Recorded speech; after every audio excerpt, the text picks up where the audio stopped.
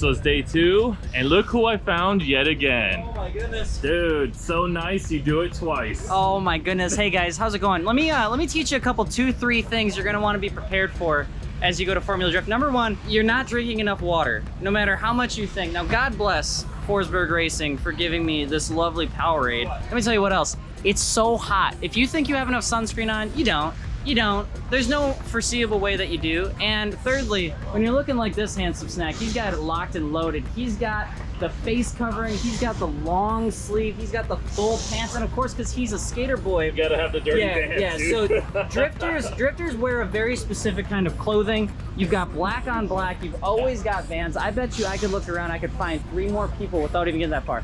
Okay, so there's 1 right over there. There's 2, and then there's 3. So if you ever want to fit in with the drifting crowd, it's super easy. Black tight pants, black t-shirt, red Vans, or the checkers. That's always the way that you gotta go. It has been a beautiful day. How did Forsberg do? Wait, first of all, did I just get profiled that easily? A little bit, yeah. Drifters, they like, come on, let's be honest. I would honestly say that the Z that he has over there, probably one of my favorite cars in the Formula Drift circuit. Like, it looks so good. Don't get me wrong, all the cars look super sick. I have just this really soft spot for Nissans, specifically the new Z.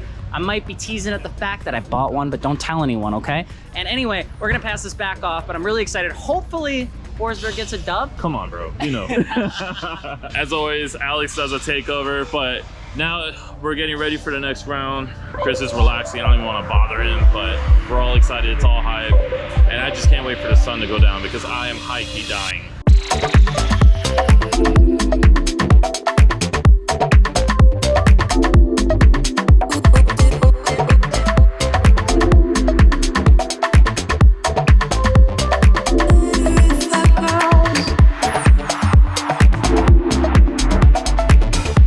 Kicking off day 2 in Orlando. It's hot, it's dry. We are getting ready for practice. We get a couple laps. We hope to get 4 laps today, just trying to make sure that our setup is ready for tandem. It's a little different than our qualifying setup. We usually put a little more grip into the car, and then we gotta kind of start monitoring our tire wear, because that's like the big issue with this track. Thank you. See ya. Because it is a short track, but it's all throttle, so it'll tear those tires up real quick.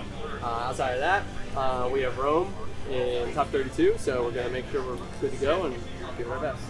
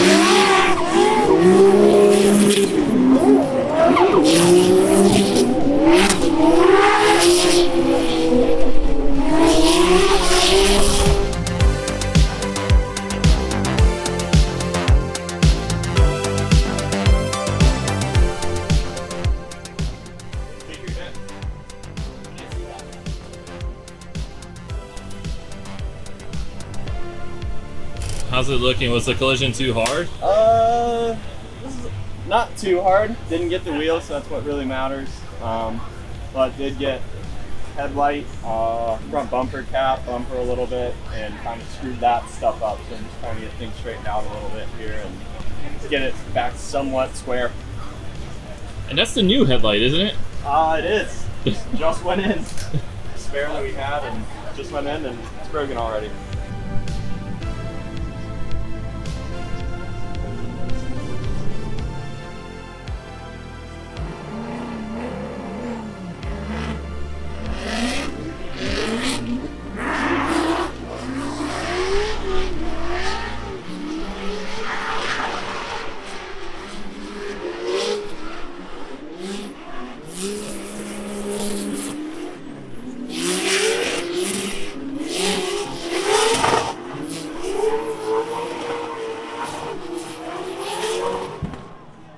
Chris Forsberg out front, been very smooth with that VR powered all-new Z.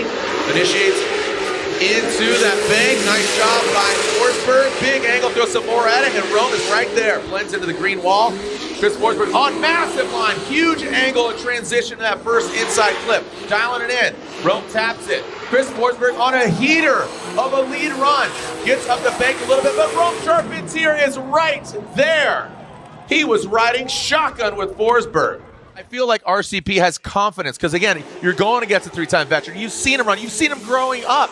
And here he is going against him. Yeah, you can see the confidence he had in what Forsberg was doing in the lead. Forsberg, big angle through inside clip one. And you can see right there, Rome's not going anywhere. He's right next to him.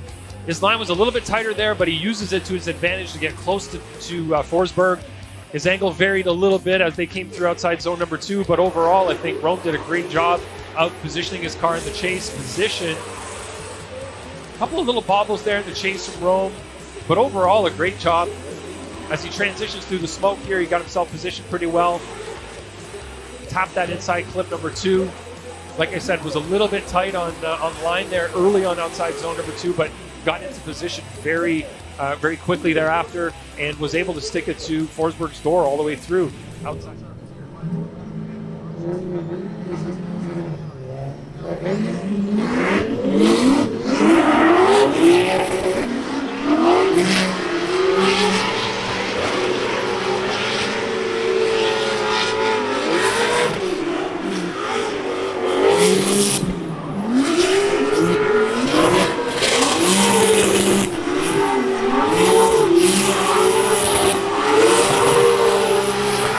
RCP and Chris, the Forsberg. Rome initiates into the bank. High to the wall is Rome Charpentier. Chris Forsberg right there. Big angle. They're both going at it. Great line by Rome Charpentier out front. Forsberg navigates. Gets really close to Rome Charpentier. Diving in. Hitting that second inside clip. Are you kidding me? Come on now. Make some noise, Orlando. Woo! That's what we're talking about. Great lead run and chase run by both drivers. Probably the best tit for tat, back and forth, arm breaking, arm wrestling battle. Forsberg did not hesitate at all. Look where his car is positioned in outside zone 1. Zero compromise from Forsberg through there. That was incredible. And look at his mimic. The line, the angle. Phenomenal chase job by Chris Forsberg here. It was almost perfection from Forsberg in the chase. There was no compromise made from him at all. Look at his line, deeper than Rome is through the beginning there. Rome did get the car back a little bit after that, but Forsberg did not deviate whatsoever. Look at the transition.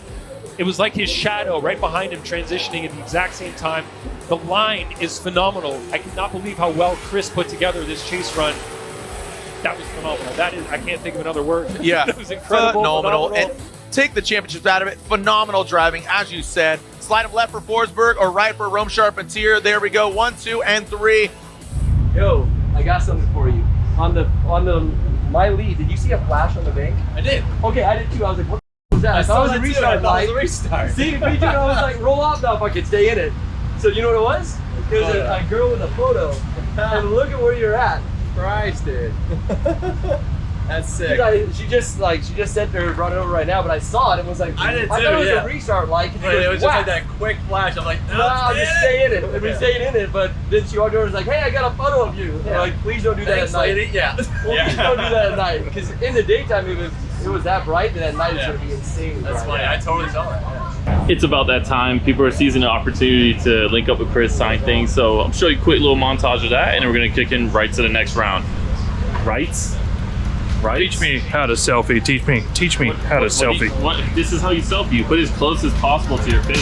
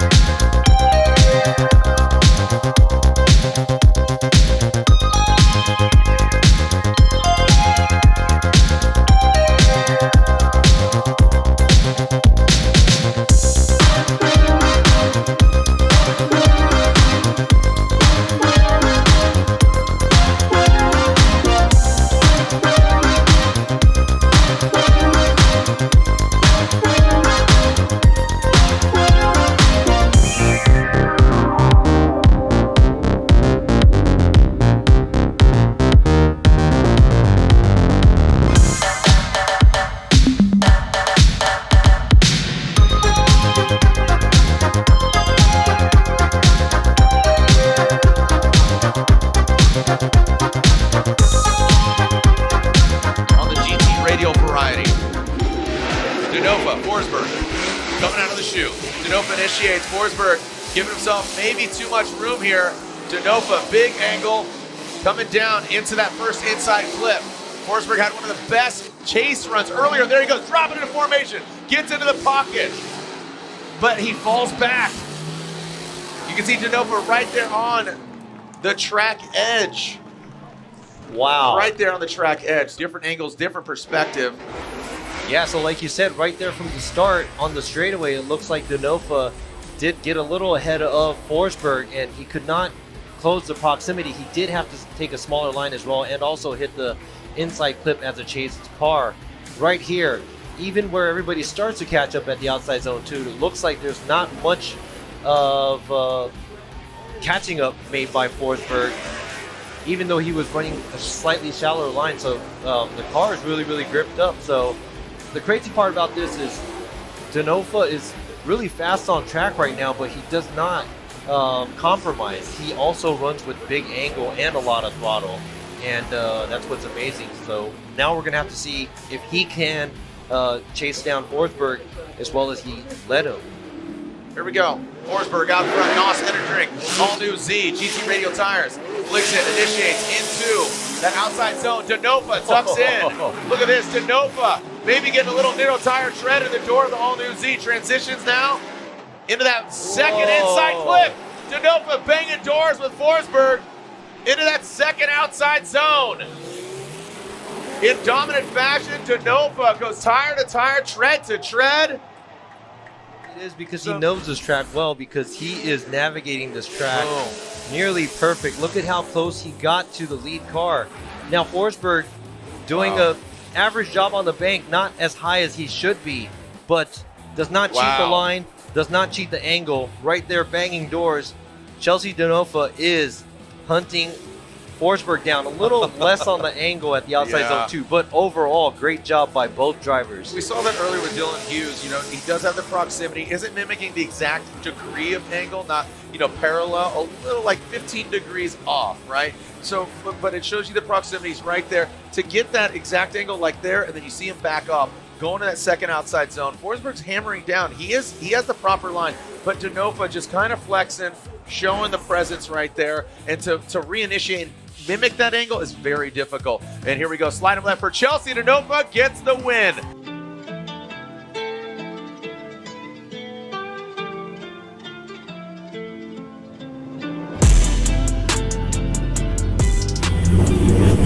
So this event didn't go exactly as planned, of course. We got knocked out in top 16 against Chelsea, and their car was just hooked up. You know, we felt pretty confident with our car after our run with Rome in top 32. His car was super fast, and he was putting down similar times to Chelsea, and we had him pretty glued up. He was right there with us, but we were able to do the same to him. And so we didn't really adjust the car much. Going into top 16, the track was cooling down. It was already going to tighten up a ton. And so we kind of, we felt that the car was going to be right there on par with him. And as you can see, it wasn't. So lead run, he just pulled away. I was able to close it at the end of the bank just by kind of cheating the line. And then we settled into the last turn, same thing, 2-3 car lengths. And then my lead run, you know, I felt pretty good about the lead, but he was just on us the whole time. So they just have more drive, and that's what wins here on this track. So it's 2 turns, constant radius. Just got to have that drive.